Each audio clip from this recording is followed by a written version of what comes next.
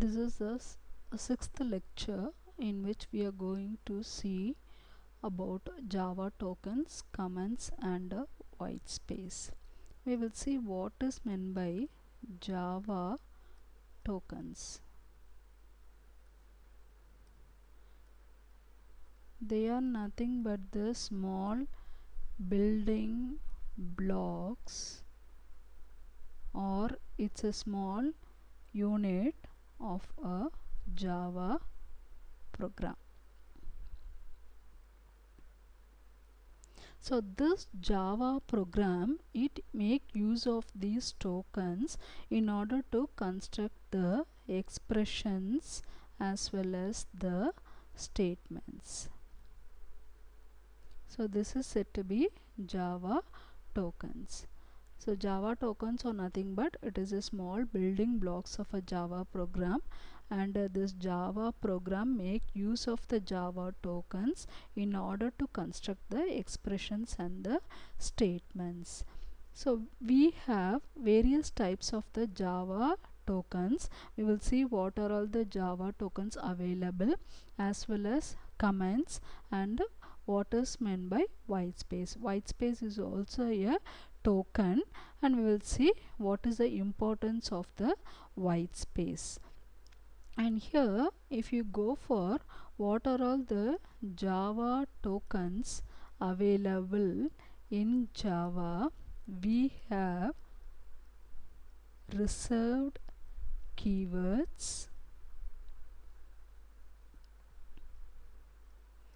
identifiers, literals, operators, and we have separators. This reserved keywords we will see. Finally we will see what is meant by an identifier, literal, operators, and separators one by one. First we will see what is meant by an white space.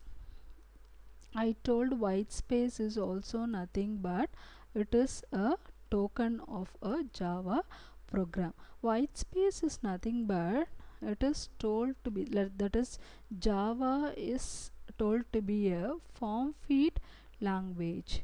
What is meant by form feed language? That is, you can write the entire code in one line.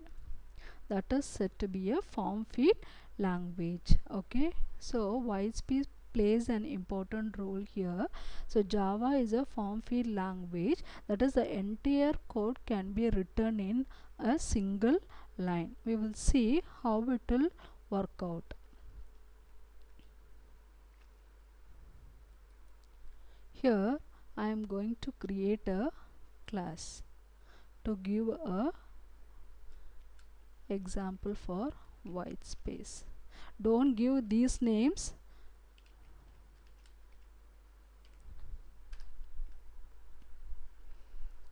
Okay, see here I have this package leave off for time being. I have this class, and inside this class I am going to write the main method. And here what I am going to declare is int sum is equal to 100, and I am going to print out this value.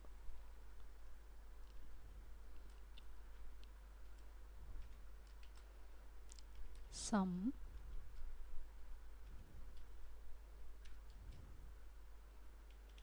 see, it's a local variable.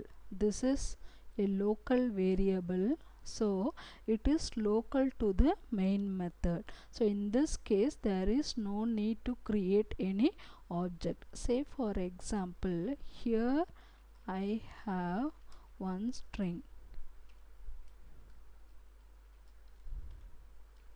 So here in this case this variable is not local to this main method, but it is available to the class. So you can access this variable only with the help of the object. We will see what are all the types of variables available later on. So now I am going to create an object for this class.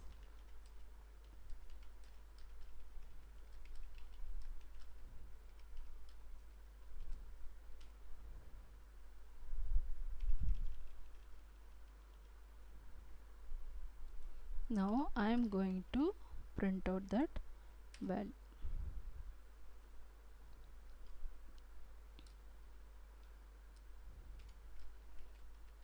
Greetings. So I'm going to print obj.s value. Okay, now let us run the program.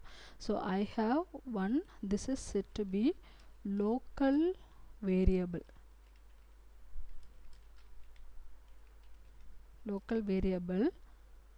and to the method. This is the variable available to the class. Okay, so I told comment, right? So if you give a double front slash, it is said to be a comment. Like if you comment, select all this,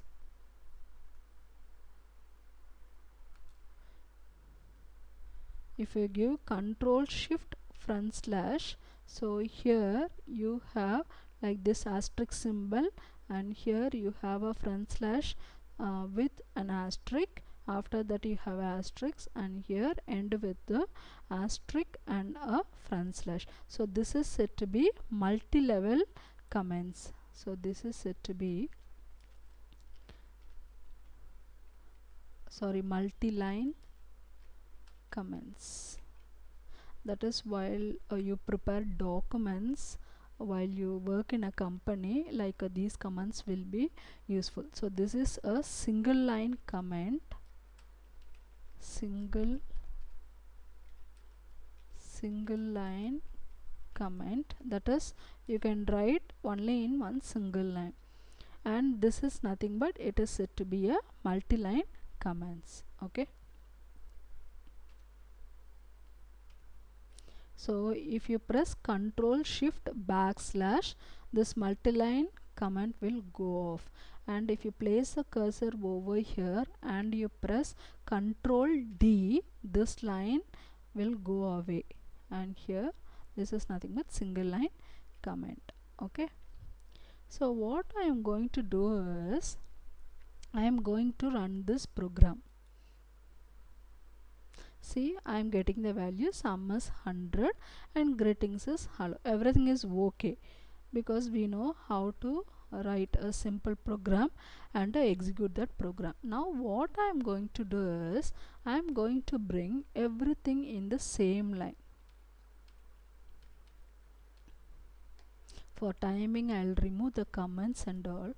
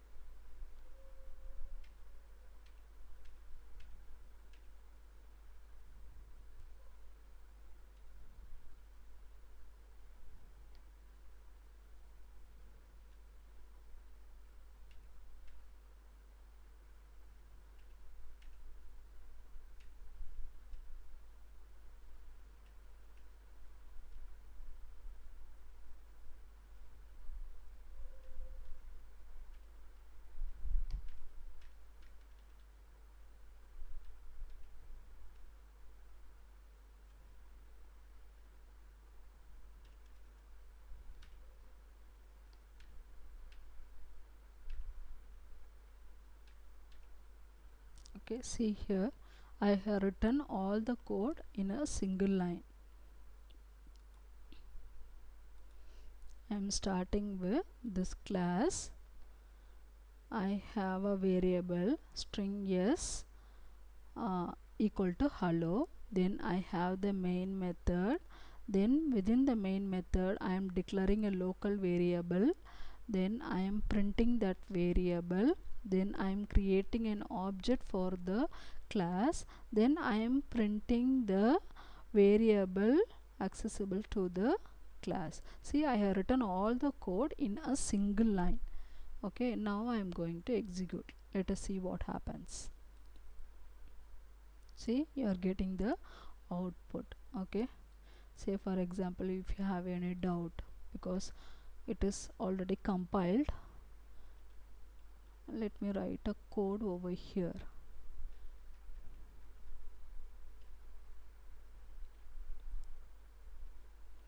So that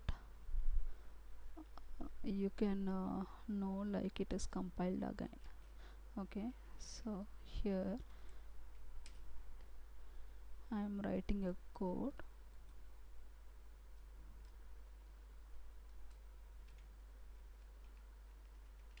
Program executed successfully. Okay, so it's not showing any error. That's all. Okay, now let me run it again. See, I'm getting the output. Even if you have million lines, okay, you can write everything in a single line. This is said to be form feed language. That is, you can write the entire Java program in a single line. Okay, so this is an example for the form feed language. Java is said to be a form feed language. So everything can be written in a single line. And here I will tell you one more example regarding the command line arguments. I'll tell you here, because this and all you should know. Command line arguments, like how you will pass the command line arguments. I told we have a class A, and here public static void main. So this stands for public static void main. That is a main method. Okay, here I told it's a string array and we have args. Now we know this is a template. Okay, that is, this is a structure of a Java program, and I explained this is nothing but it's an access specifier. Static is a keyword, that is, you can access this method without creating object. Void is nothing but this method is not going to return anything. Main is nothing but the name of the method. And here I am going to tell you this one. Okay, passing command line arguments. String, this indicates the array, and this indicates the reference to the array. Now I want to print SOP, stands for system dot out dot println. So I want to print the value. So this is an array.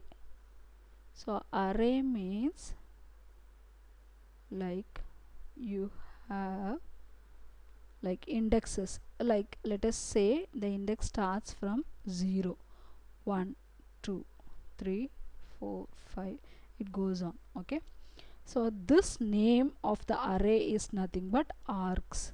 So let us consider we have here 100 and here, sorry, 10, here 100, and here we have the string hello, and here how are you. Okay, so now I want to print this values, for which you have to pass this values as command line arguments, because I told this is nothing but array with the parameter. Args indicates the parameter for which you have to pass the argument, that is value. So now if you print here arcs of say 3, so the output will be in the third index 0 1 2 3. It will not be counted as 1 2 3, but it will take the index position to be 0. So 0 1 2 3. So in the third position you have the value. How? Since it is a string array, here even if you give the value 10, it will be treated as a string.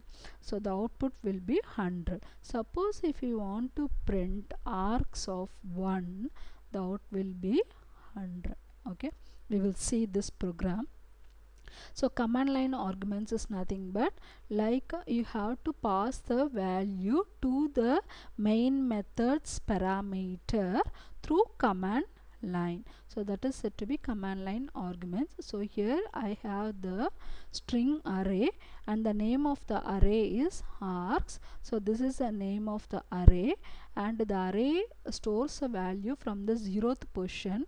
So let us consider there is 5 values. So arcs of 0 will be this value, and similarly this value will be arcs of 1, and it goes on to arcs of 5. So arcs of 5 means totally you will have 6 values, 2 4 5 6, because index starts from 0. Okay, we will see this example.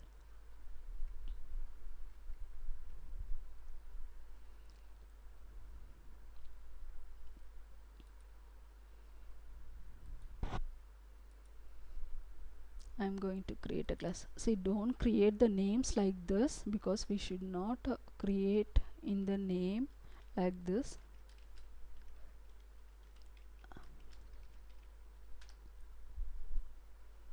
Okay, I have the main method.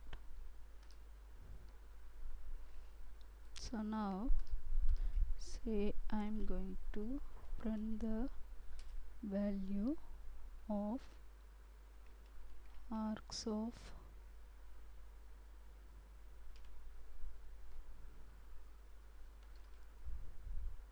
0, like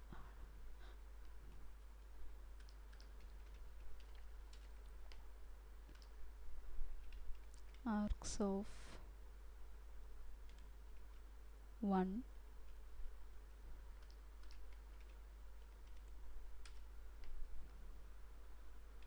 arcs of 2.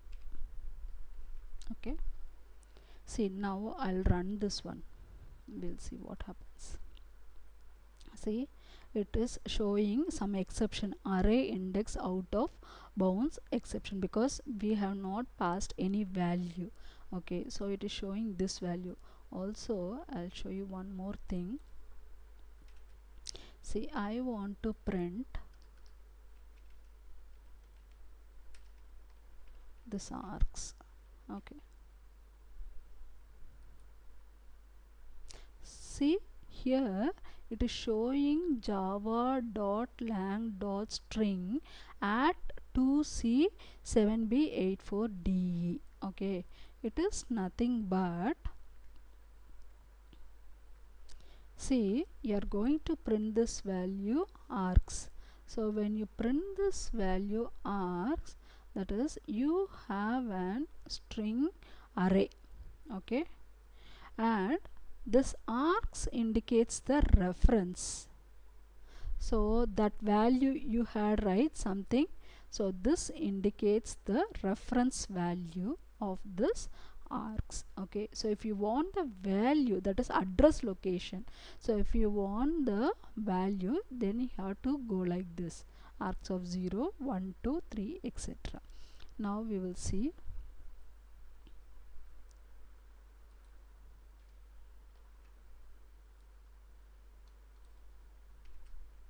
We'll see what is the output. So we have to pass the command line arguments. Right click this, give run as, it will be asking for run configurations. So in run configurations, go to arguments and here give the value to be 10. I told the values will be taken as strings. Okay, give one space, say I am giving within quotes, how are you doing. Next one, I am giving hello, are you available tomorrow. Okay, see, let us see what happens. Give run. See, it's giving 10, but here it's giving how are you doing, and then it gives only hello, but I have typed hello, are you available tomorrow. So whatever values you give within the double quotes, it will be treated as a single string, and if you don't give within the double quotes, each word or each string will be considered as a single string value. Okay, so this one I just want to tell you how to pass the command line arguments, and here instead of args you can use the value, any value you can use.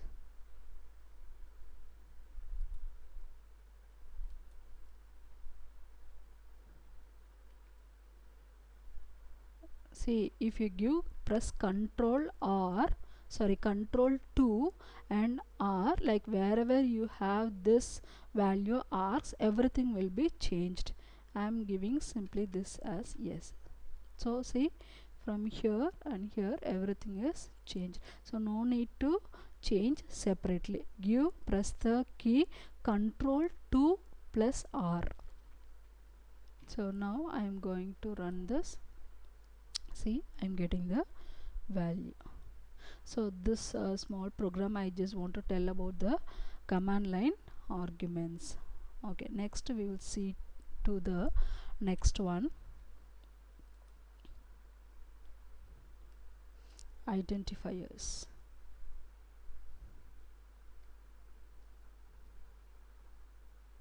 Okay, before moving to this, I'll tell you this a small concept also.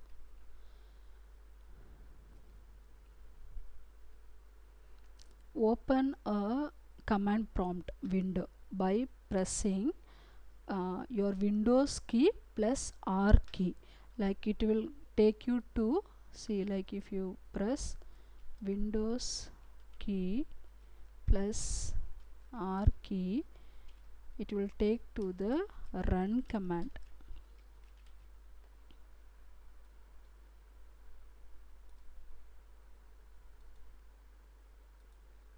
Okay, so like Windows means like you have the Windows like logo, so press that key and press R, it will take to the run command. So inside that box just type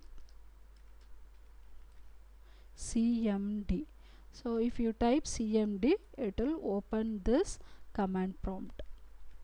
Okay, so now I have installed Java in my laptop, but I want to know what version of the Java I have. So I am typing Java C version. So if you type like this, it will show, see here, it will show Java, it will show Java C 16.0.1. so the version I have is Java 16, like JDK 16 I have. Okay, and this is the JDK. Next I want to see what is a JRE.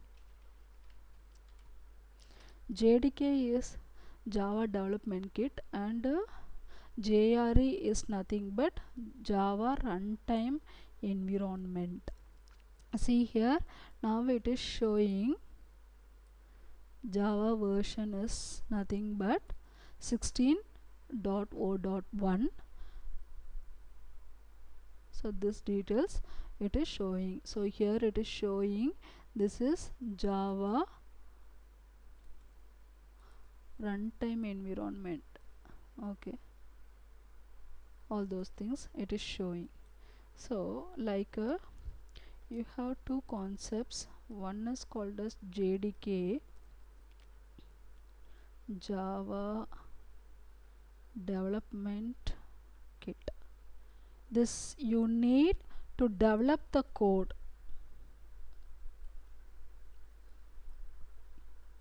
That is, you are writing the source code, right?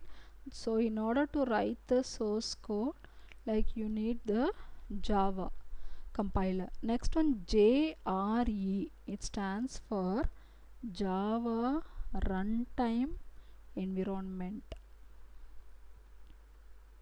I told you can take the bytecode and you can execute it, right?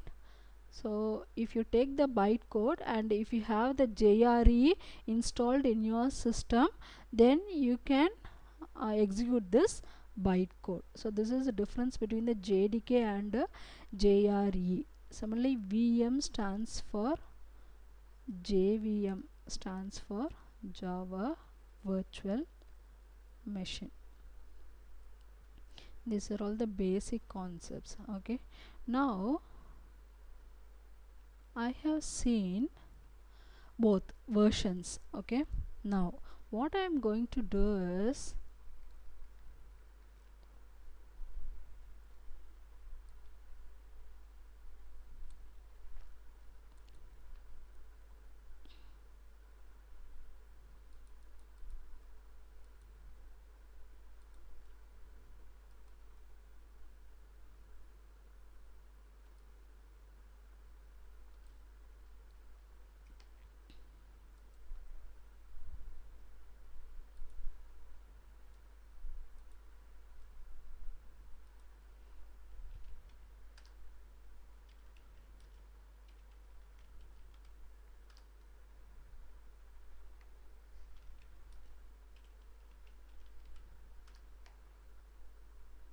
okay, now it is showing. What I am going to do is, see, give win, that is Windows logo plus R.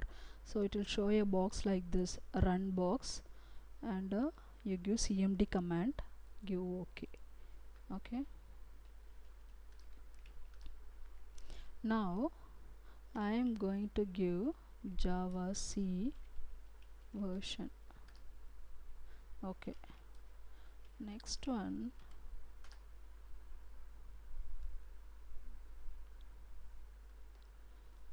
let me see once again.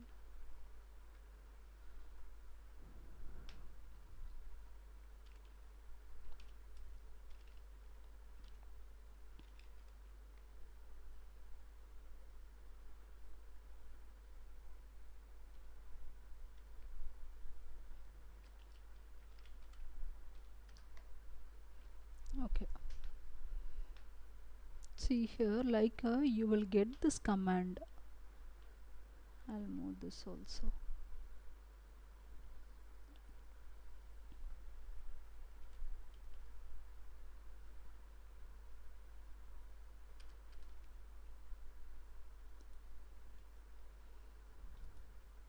I'm going here, I'm going to delete this. Okay, I'm going to delete this also.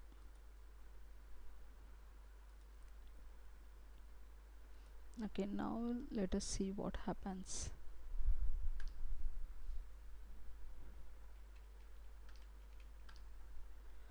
Java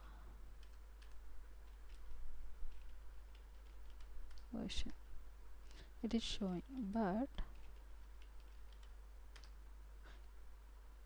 okay, it is showing, but it should not show that value. Okay, that is, I returned this one, right? Java p java dot lang dot, like, boolean.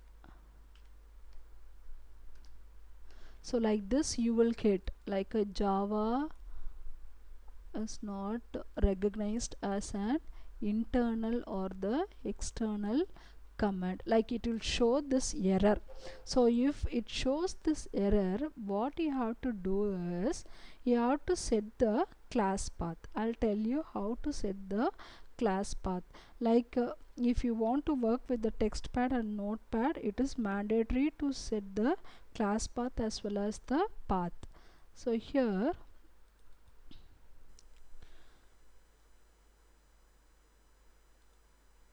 Okay, here I have uh, like a picture like how to set the environment variables, class path and the path. You have to right click on your computer, okay, and you have to click on this properties.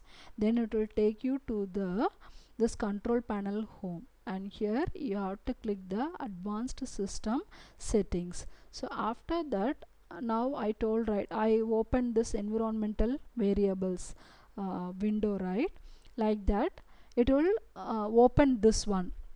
Now you have to click on this environment variables, then you have to set these two values like java home, that is where you have installed the jdk, that path you have to give, and here you have to create a variable name called as class path, and this dot means it will first search in the current directory. If it is not found here, it will then search for the values given after this, okay. So here you have to look for all these values. Next it will look for all the values and then get the handle, then it will execute the your java program. We will see how to do this one.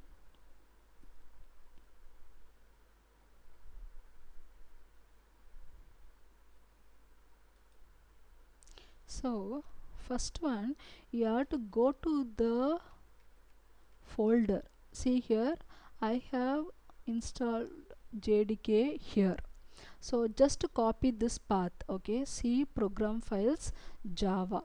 So you have to copy this value. I have the jdk like 16.0.1 in the location C program files and j sorry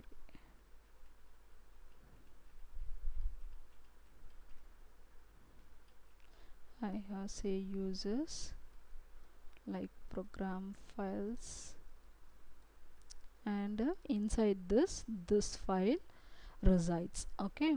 So when you click this file, you can see a folder called as bin folder, okay. So just click on this, so you can see many dll files, all those things. Just copy this path, okay, just copy this path, and I told you before that, I'll show you one thing.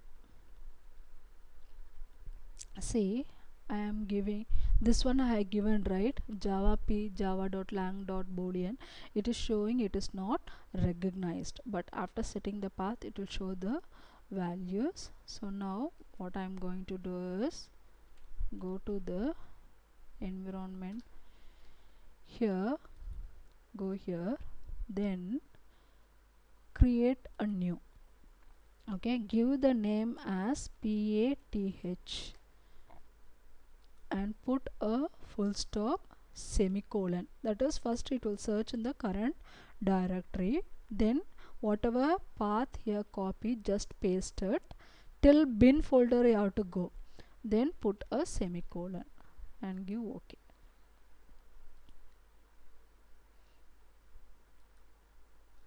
Okay, now I'm going to close this. I'm going to close this also.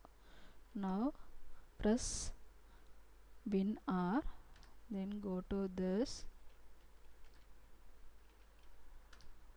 Okay, now I'm going to type java p java.lang.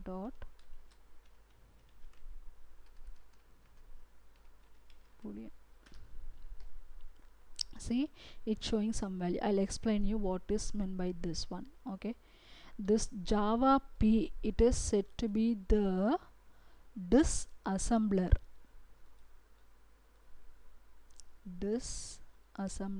okay. This java p, it is a command told to be disassembler. Java p, it is said to be a java disassembler. That is, I am giving lang is the basic package, like java dot lang dot boolean. Okay, this is the package, and inside which I have a class called as boolean class. So if you open this class, it will show what are all the variables available, what are all the methods available, what are all the interfaces available. All these details will be shown here. Okay, so like if you want to see, if you know the class name, it's okay. Suppose if you don't know, then you can search online also. I'll give the link in the like below. You can go to that link and you can download that document that is said to be API. Like it is called as application programming interface. So it includes everything whatever available in Java. I'll show you this also.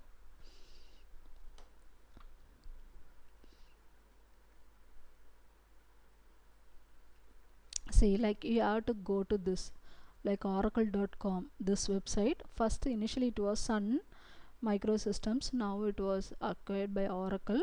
So you have docs.oracle. I'll give this link and you can click on that link and it will take to that path.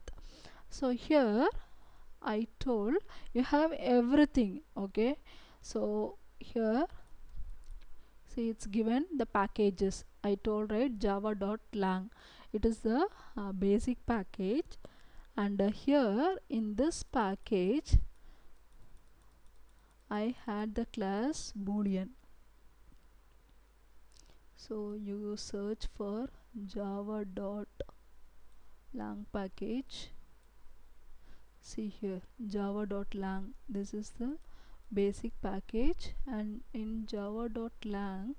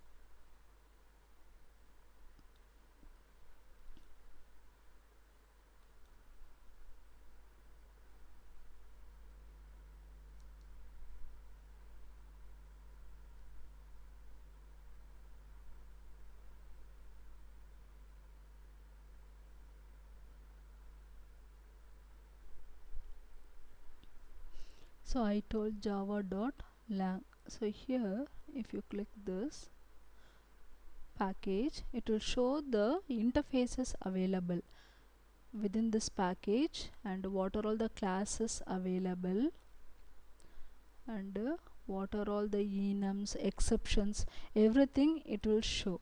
Now I am going to click one class, say boolean class, this class.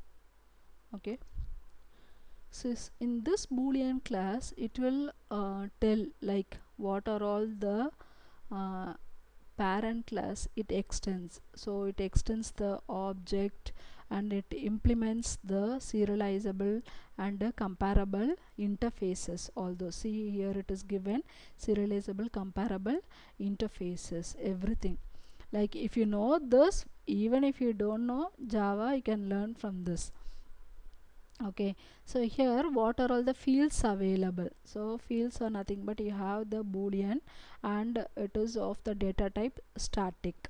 Similarly here, similarly constructors and what are all the methods available. So these are the methods available: boolean, value of, compare to, and equals. All these are methods and the explanations are given over here.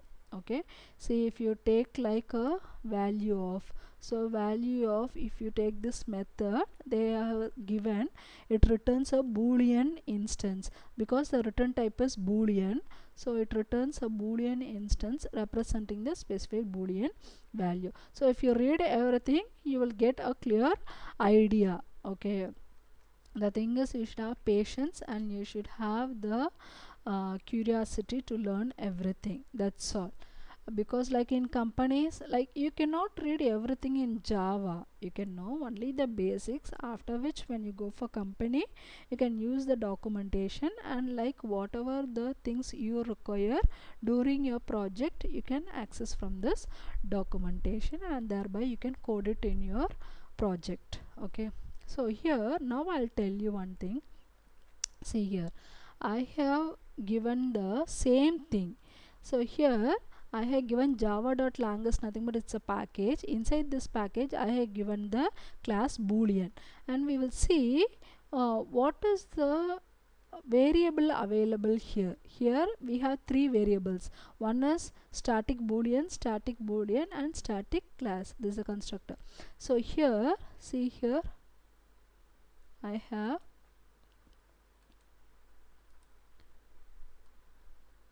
boolean. So value is nothing but true. Okay, they are given two values, one is false and true. So here this is true, next value is false, and the return, that is data type, is nothing but static. Okay, so instead of going like this, if you know the class name and you know in which package that class is available, if you type this, it will give all the fields and the methods and constructors available. Say for example, I'll go for this methods. I told see here I have the compare to, equals, get boolean, all those, right? Here also we will have, see, I have the method get boolean. Okay, similarly you will have the compare to method, like see, value of method is available. You will have everything, whatever given over here, everything will be available here also. So looking into this, you can like know what are all the methods available inside this class. Okay, that's all. So just I want to tell all these are all the basic concepts you should know before you start your coding, but for a beginner it's not necessary, but it's good to know all these stuffs. Okay, next one we will go for the next topic, what is meant by a literal. Reserved keywords we will see finally.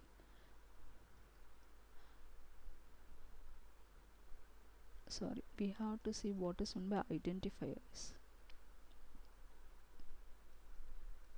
Identifiers are nothing but it is the name of the class. So simply you can tell class name or method name or the variable name. That's all. Okay, for example, like we'll have class demo, and here let us have void display something. Okay, and let us have the main method, and here I have a variable sum is equal to 100. That's all. Okay, so this is set to be the class name, and this is set to be the method name, and this is set to be the variable name. Similarly here also you can have int a equal to some 200. So this is also called as the variable name. So these are nothing but called as identifiers. Here you have certain rules. It can be alphanumeric, that is from small a to z to like a, capital A to Z, you can use it. Similarly you can use special characters, dollar symbol and underscore also. Generally it will be used at the start. We will see this one also. This dollar symbol, it can be used for both string as well as int data type, but this underscore, it can be used only for int. Next one, the maximum characters allowed is 0 to 255 characters. Okay, that's all with the identifiers. Identifiers are nothing but they represents a class name, method name, and the variable name. So here I have a given a small like structure. Here this indicates a class name, this indicates the method name, and this indicates a variable name. So the rule to be followed for the identifier is, it can be alphanumeric, so you can have small a to z or capital A to Z. Next one, you can use a special characters dollar and underscore. This dollar is used for string as well as the integers, but this underscore is used only for the integers, and maximum characters allowed is 0 to 255. We will see one small example for this identifiers.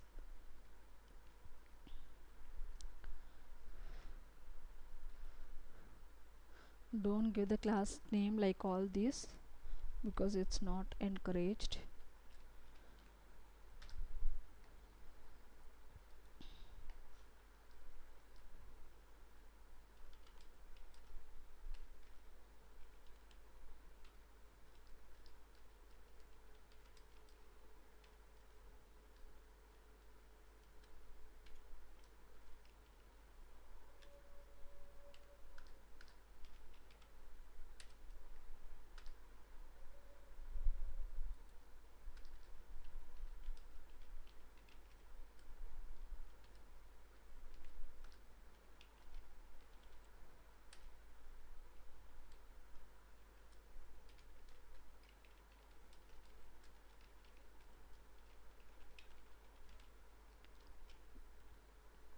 Now I am going to create an object.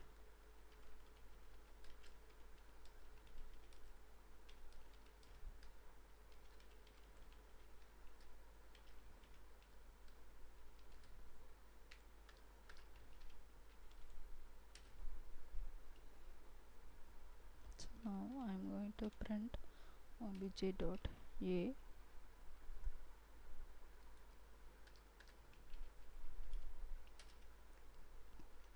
obj.s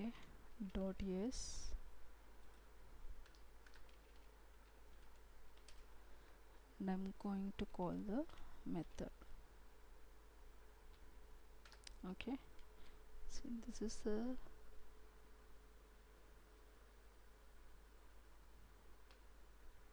sorry, I cannot print this, just call the method.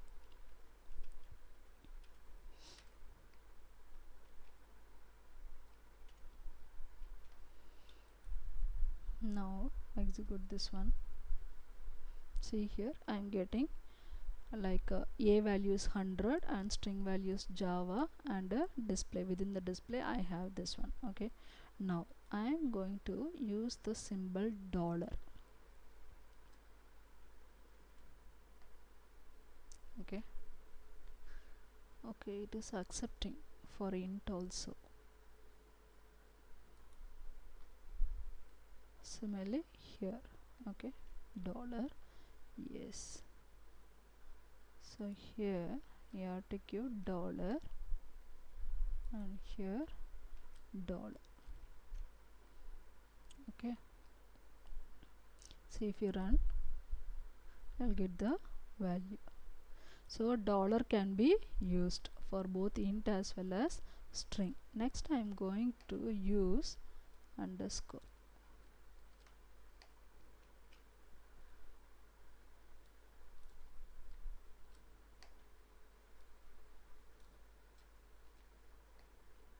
Okay, so run this. For your information I'll change this Java coding. See I'm getting. Okay, so underscore and this dollar symbol is allowed. Say I am using some other symbol at, so it is showing error. Multiple markers at this line, A cannot be resolved to a type. So syntax error on token at, delete it. So you cannot use this value.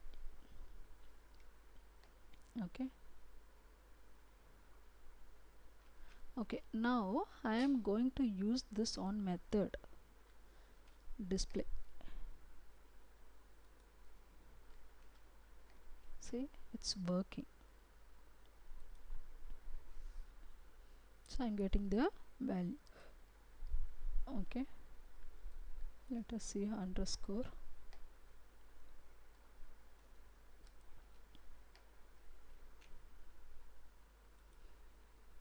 It's also working. Suppose I'm using like another symbol, hash. See, it's showing error. So multiple markers at this line, so return type for the method is missing, so it's an invalid character. You have to delete this one, so revert back. Okay, next one for the class, I'll check. See, I'm using dollar, it is showing error because it should be saved in the class name, right? So I'm going to rename this value.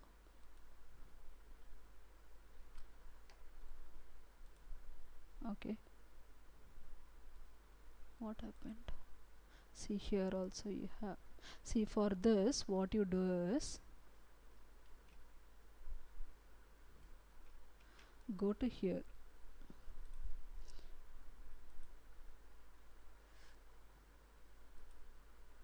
see here, go here, just right click, go to refactor, rename. Now rename like this. I'm renaming with underscore, so give to next. So it will change all the reference values also.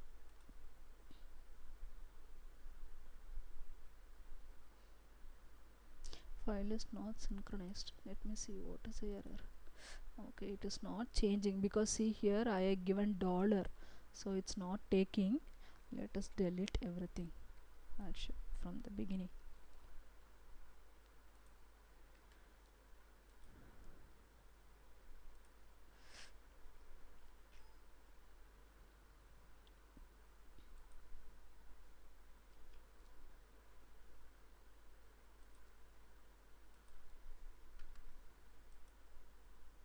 Okay, I changed everything. Now I am going to rename this class. Just right click, go to refactor, rename. I am going to rename with this dollar. Okay,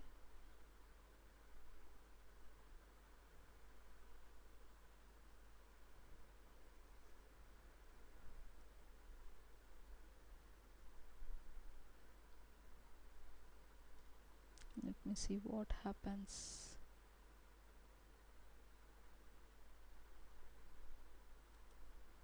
Oh, it will allow. Okay, let me see. Okay, let me check with underscore.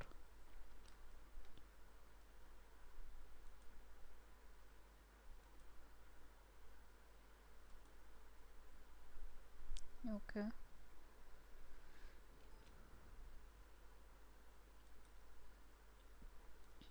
so you're getting. Okay, I'll check for the dollar and tell you by tomorrow because it was working. I don't know what's the problem now. So here underscore, if you give before the class name, it will work. So this dollar symbol and underscore is, or the special characters, it's allowed before the variable name or the method name or the class name. It's a small example.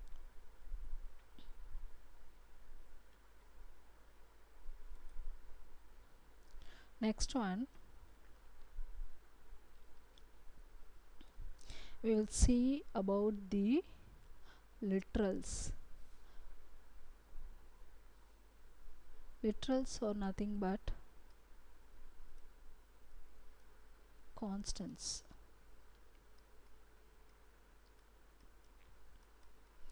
say you will have some constant value, right? For example, I'll tell about the data type all these later on. Okay, double means like you will have the decimal points. Double pi is equivalent to 3.14. It's a constant value, the value of the pi, right?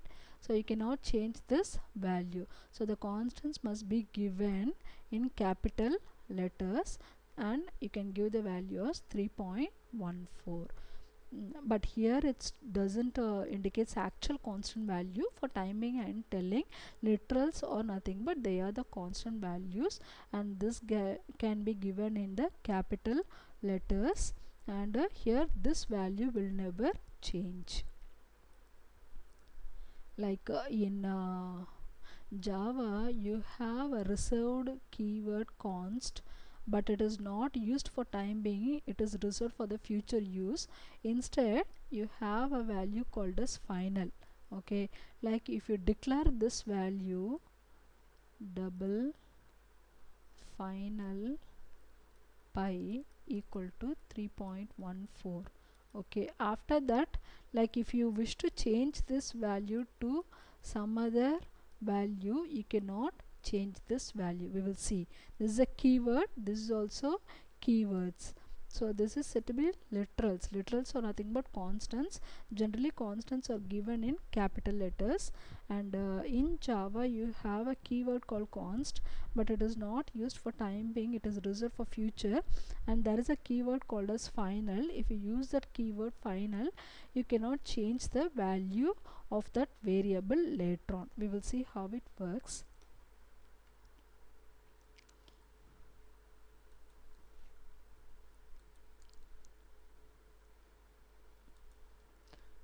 I'm going to create a class literals demo. Okay, now I'm having a main method for. Okay, so here I have double, this is equal to 3.14. so it's a constants. Okay, so create an object,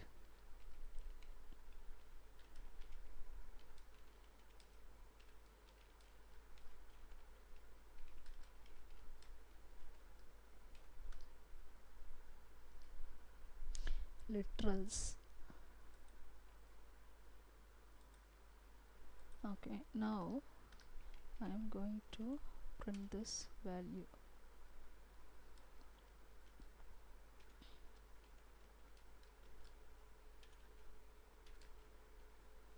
Obj dot pi. Let us see what's the output. See, 3.14.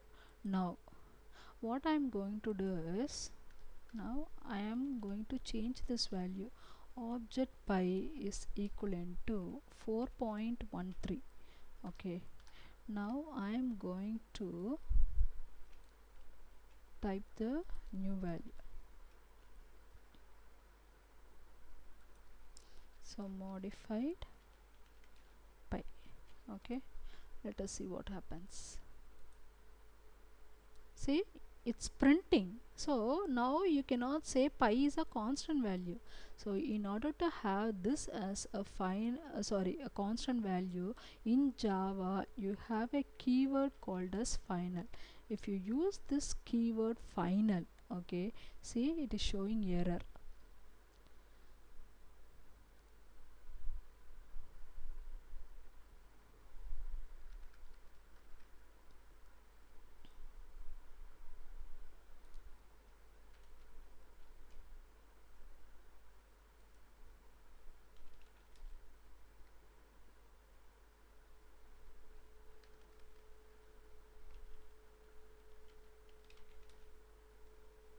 So you have to type in front. Okay, see, now we will see what is the output. See, I'm getting pi is equal to 3.14. Now I'm trying to modify this value. Okay, see, now it is showing remove final modifier of pi. The final field literals demo.pi cannot be assigned, so you cannot change the value. So if you once you declare the variable to be final, okay, you cannot change the value of that variable. We will see in detail what is this final, how it can be applied in other sections also, but for time being you should know what is a literal are nothing but they are constants. But here this pi is not taking up the constant value, so I am declaring a keyword final, so that this pi value it cannot be altered. Okay, so now if you print both, it will give 3.14 and 3.14. so this is an example for the keyword final as well as the literals basically means constants, and you have to write the constants in capital letters, and here this constants value is achieved by the keyword final. Next one we will see about the operators.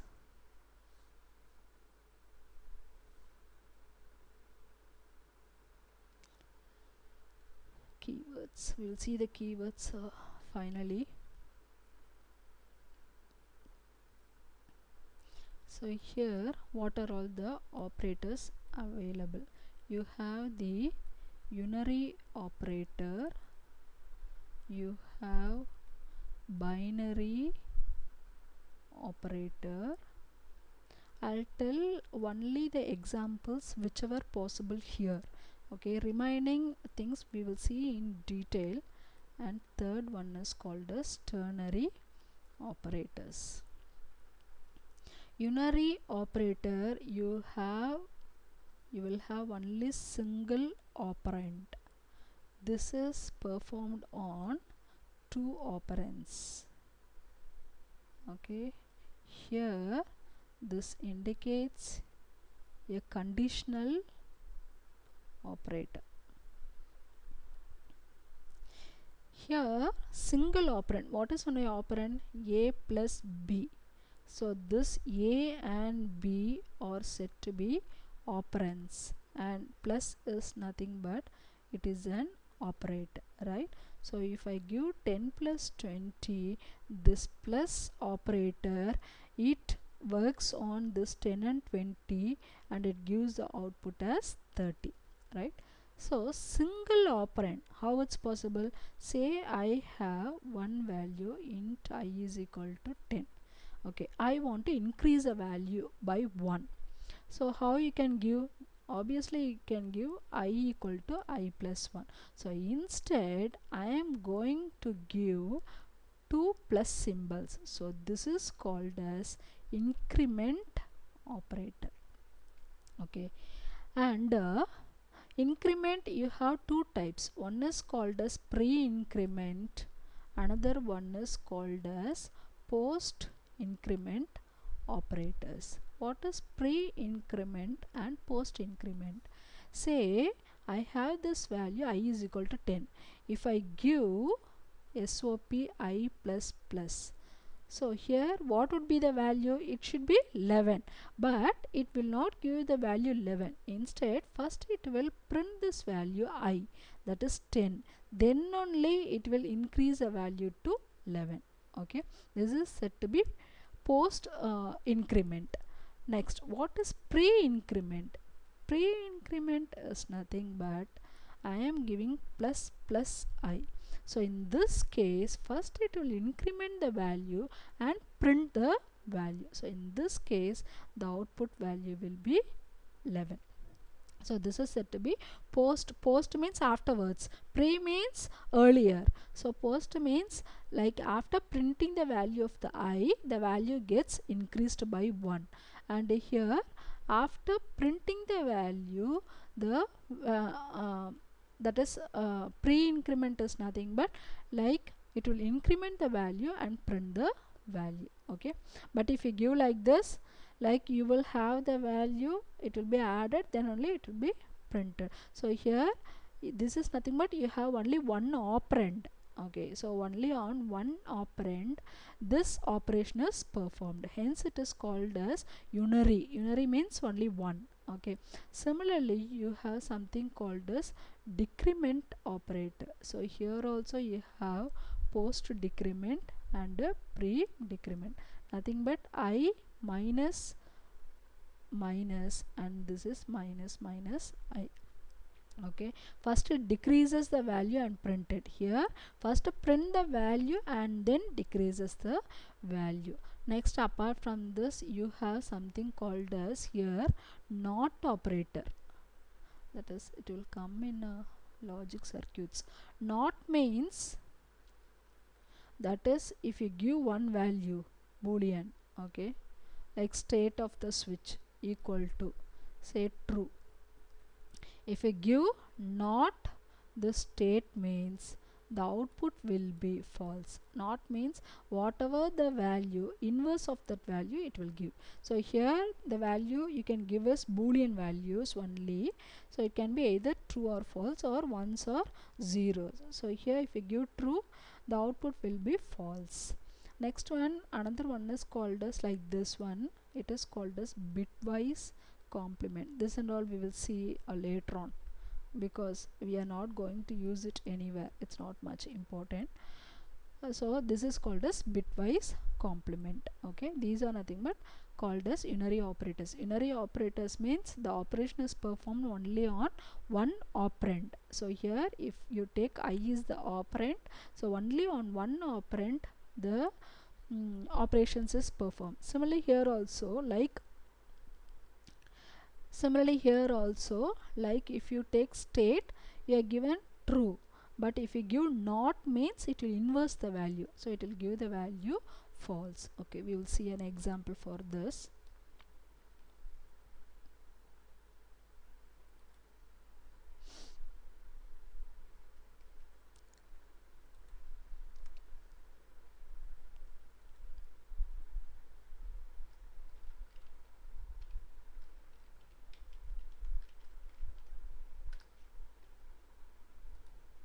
I am having, I'll take the local variables, say int I is equal int, or any value you can take. Okay, 10.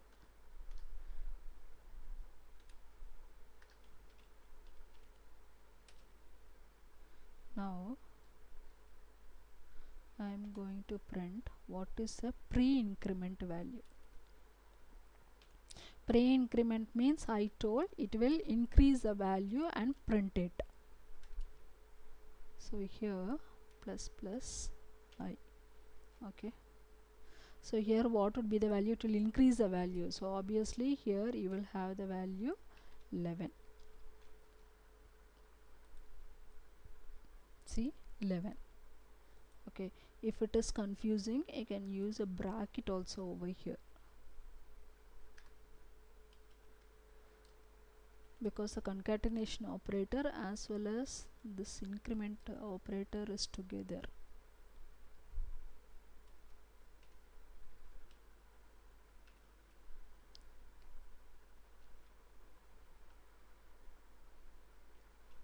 Okay, for your like clarity, if you want you can use this. So plus plus I means it will increase the value, print the value.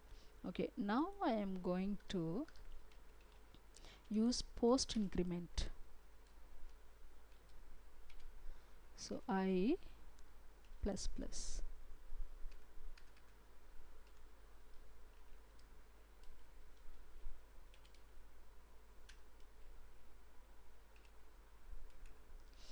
Okay, so what would be the value? It will not be 12, but it will print first the value of the I and then increments. Okay, we will see. So the value will be 11 only.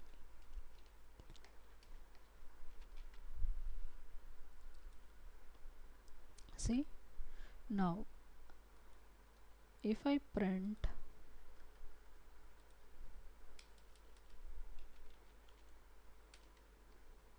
I value,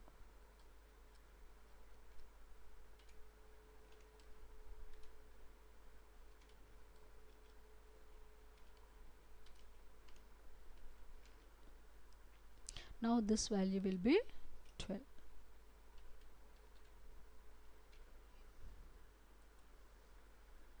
See, 12.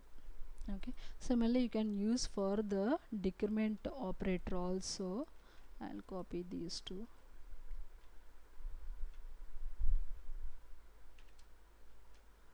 Okay, here I'll give pre-decrement, this post decrement, and see, first it will decrease the value, so from 12 it will decrease to 11. So here first it will print the value, then it will decrease. So here the value will be 10. Okay, we will see the output. See, it is showing first plus plus I means, sorry, here minus minus I.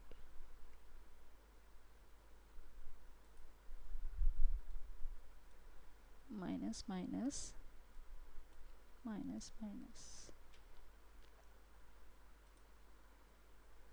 See, it will pre decrement means it will decrease a value, then post decrement means first it prints a value, then if you print the value of I, it is decreased to 10. Okay, so this thing just you have to work out a lot of examples. If you work out a lot of examples, Java will become easy. Okay, next one I told not operator, right? We'll see that also. I have some boolean, some state equivalent to true. Okay, now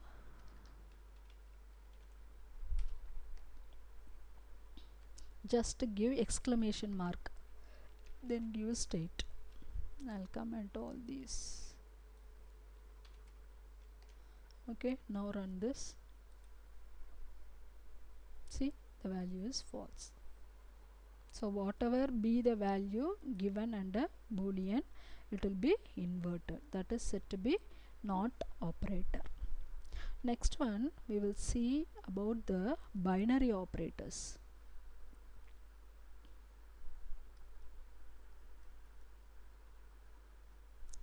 Binary operators, like here you have arithmetic. See, in unary operator, even assignment, like you are assigning the value, right? A equal to 10, this is called as assignment operator. This also comes under the unary. Okay, next here you will have arithmetic operations, you will have relational operations, you will have logical,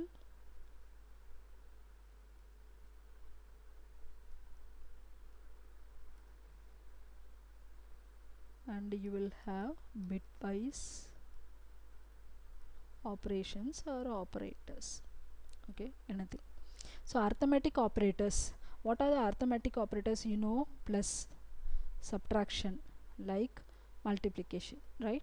So all these can be performed on two variables. Say for example, a is equal to a plus 1, similarly b is equivalent to b minus 1, c is equal to c star 20, like this. Okay, apart from this, here you have division, and this is said to be modulo or mod operator. This is modulo or mod operator. Okay, and here this is said to be division, but it gives the value of the quotient. This gives the value of the remainder. Say for example, I have 15, I am dividing by 2, so 7 2s are 42, right? So if you give 15 by 2, the output will be the quotient 7. If I give 15 mod 2, the output will be the remainder, sorry, 1. The output will be 1. Okay, so these two here it plays a separate role. We will see that one.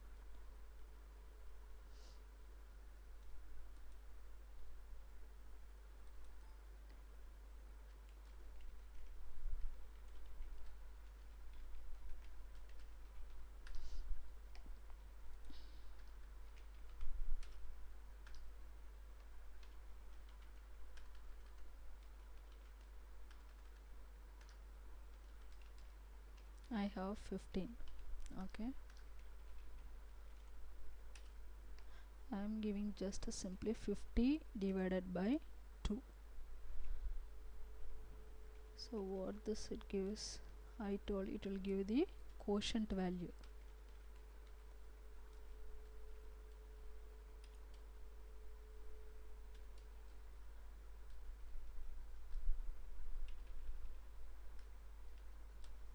Okay, next one I'll copy this. It will give the a reminder. So 50 here I am going to use the percentage symbol. We will see what happens. See, quotient is 7 and remainder is 1. So this is said to be the mod operator. Okay, and I also give one more example. Like I told a is equivalent to a plus 1, right? So this can be written also as a plus equal to 1. So same, both indicates the same. We will see the output. A plus equal to 1. Okay, see, 16. A equal to a plus 1, this can be written as a plus equal to 1, so you will get the value 16. Similarly it applies to subtraction also. Like if you give subtraction, one value will be subtracted, so 14, you will get 14. Similarly if you give multiplication also, say I am going to multiply by 2. Okay, so you will have 30. See, 30. This and all you should work it out. That's all about the arithmetic operator. Next one, I told the relational operators. Relational operators are nothing but it is less than or greater than, less than or equal to, greater than or equal to, next equal to. Here one thing called as equal to. Like ordinary, in ordinary mathematics we will check if a is equal to 10. Okay, print some value, or else print some value. But here it will throw an error because here equal to is used as an assignment operator and it is not an equal to operator. Here double equal, it indicates the equal to operator. Okay, this greater than this and all you will know, right? Like if you take the if else statements, like if a is greater than b, then print a is greater. Okay, else you can print b is greater, all those. It's very simple. Okay, I'll tell you one simple examples if you want.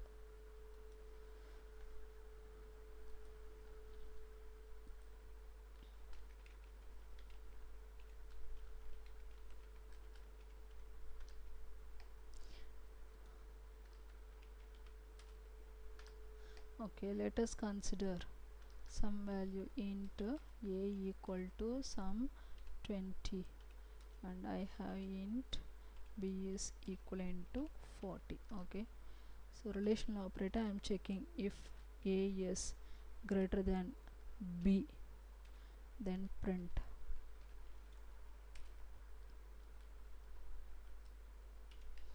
a is greater.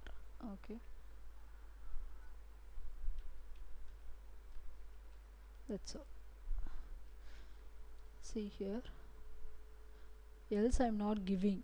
Okay, we will have b is greater than a because here b is greater than a. See, sorry, here I have typed it as a. So b is greater, so this b is greater. Okay, similarly less, if b is less than a, then print a is greater. Okay, I am giving the else part.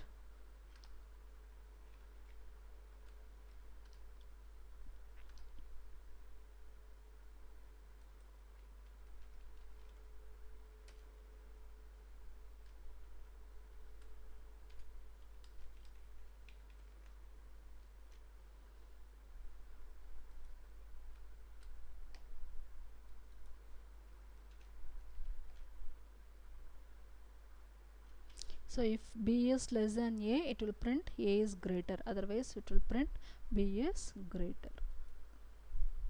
So it is printing b is greater. Say for example, I am taking a is also 40. Okay, then I am telling if b is less than or equal to, less than or equal to,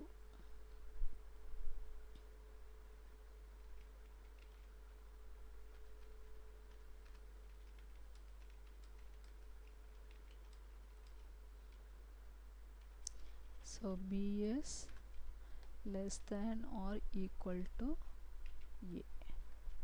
Okay, so obviously both are same, so it is printing this one. Okay, next one I told equal, right? See, I am going to give simply equal. So now I am going to print b is equal to a. See, it is showing error, type mismatch, so cannot convert from into boolean. That is, it is taking the second operand to be a boolean value. So here give a double equal.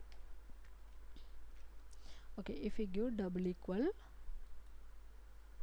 then it is showing b is equal to a. Okay, so here for to check if the value is equal, you should use double equal and not single equal, because single equal is used as an assignment operator. Single equal is used as an assignment operator. Only this double equal is used as an equal to operator. Next, logical operators are nothing but this is said to be ampersand symbol.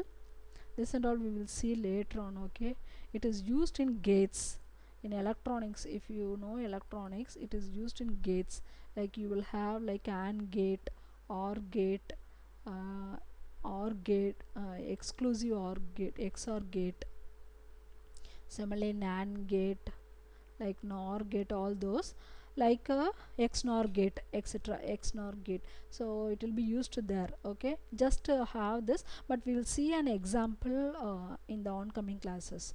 So double ampersand. Okay, next one, this is pipeline symbol.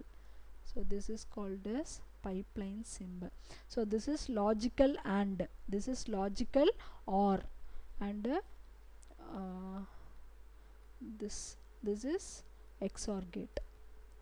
Okay, similarly bitwise operations you have to use single ampersand, single pipeline.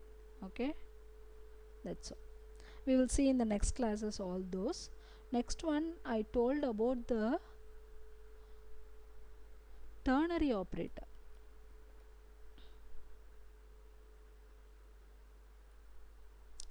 Ternary operator is nothing but, like you will have the condition, if this condition is true, first value will be printed, or otherwise second value will be printed.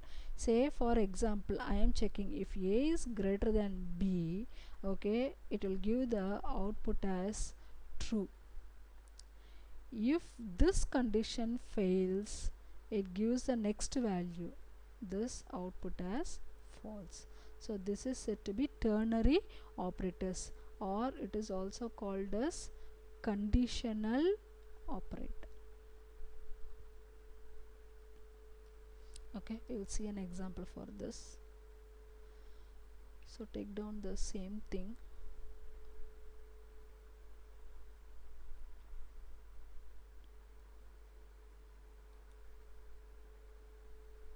So I am having int a equal to 40 and int b equal to, see, I am checking this condition, right? Instead of writing this whole code, you can write it in a single line. If a is equivalent to b, okay, you have to print a is equal to b, put a semicolon, or otherwise print a is not equal to b. Okay, that's all. Now I am going to print this.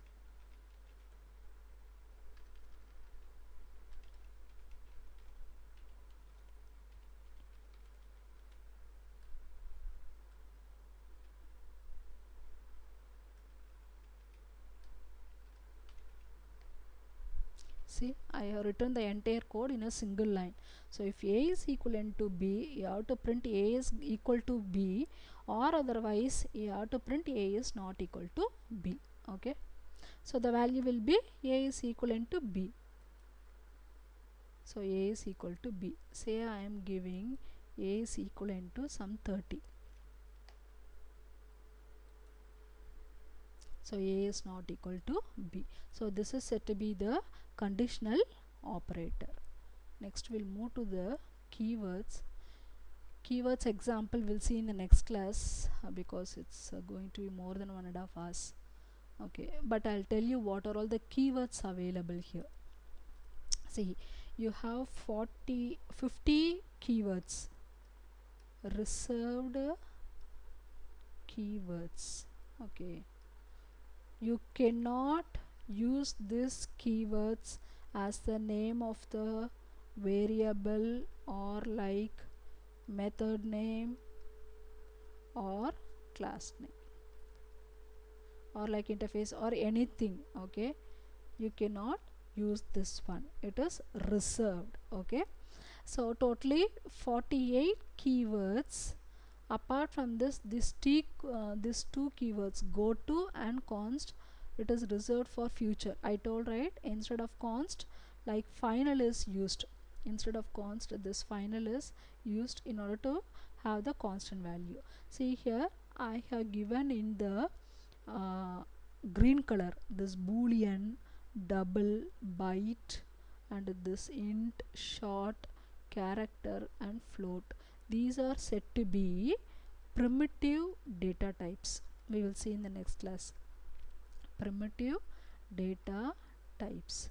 And here this blue color we have seen already, right? This abstract, extends, and a class.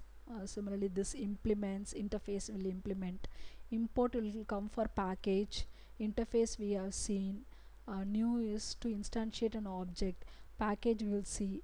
The static keyword means no need to create any object, super means to call the parent class, and this and all, it will indicate the current object. Okay, this void means it doesn't returns anything. So this and all we have seen already.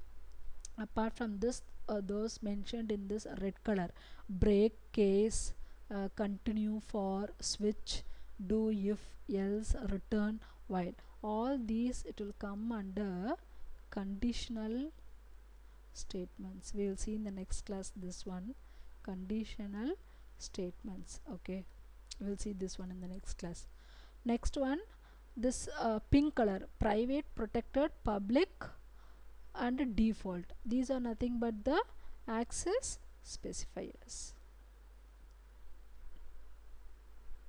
Okay, next one, the remaining thing, this violet color, purple, catch, finally, try, throw, throws, these things they will be used in exceptions. That is, if the program is going to throw any error or exceptions means we are seen right earlier, like java.lang array index out of bound action, that is we are not passing the command line arguments, so it is giving the exception array index out of bound exception. So when it throws, okay, these keywords are used. We will see this and all later on. Okay, that's all. Apart from this black color assert, it is used in testing. Enum means like if you have a constant value, it is used. Instance of is used to check if the child is the child of the parent class.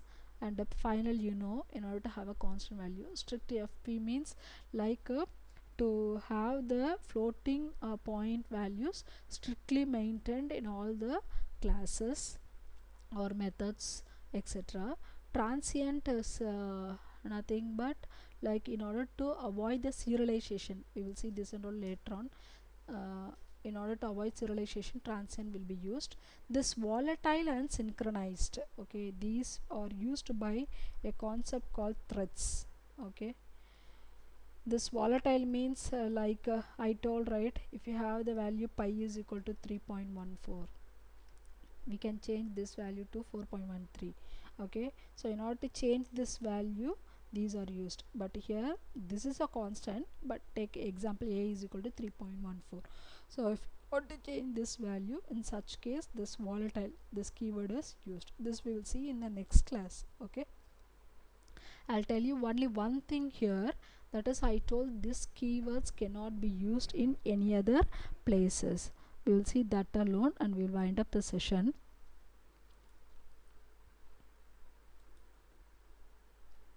See keyword usage demo. Okay, say I want to know my native place.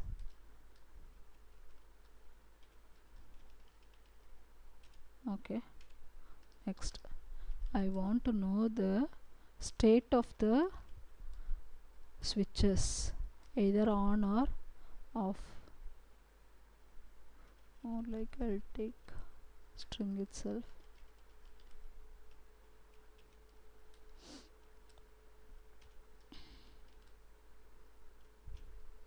Or even you can take boolean, it will be easy.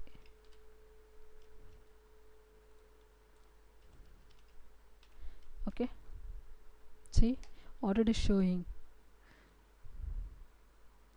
What it is showing, multiple markers at this line, syntax error on token native, delete this token. It is not showing the exact error, it is a reserved keyword.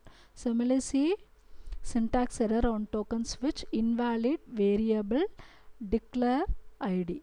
Okay, so we cannot use this keywords as the variable name. So here instead of this I use what is your native country.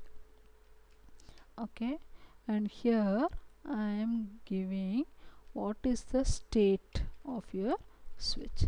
So in this case the error goes. So this is a case, that is you cannot use the reserved keywords for the variable name or the method name or anything. Okay, so with this we will wind up the sessions. So totally we have seen like Java is nothing but it is a combination of the Java tokens.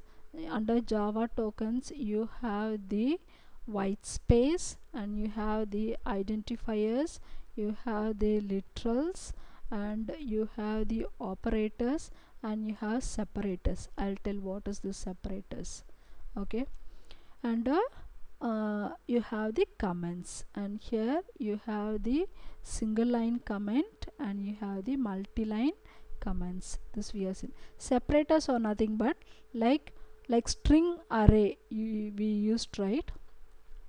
This open and close square brackets and curly braces, like if you take a class it will start with this and close this. So this is said to be the separators. Similarly, this open parenthesis and close parenthesis. For example, system.out.println, you have the open parenthesis and close parenthesis. So these are said to be the separators. Okay. So remaining the example for the reserved keywords and for the operators we will see in the next class. With this, I'll wind up the session. Thank you.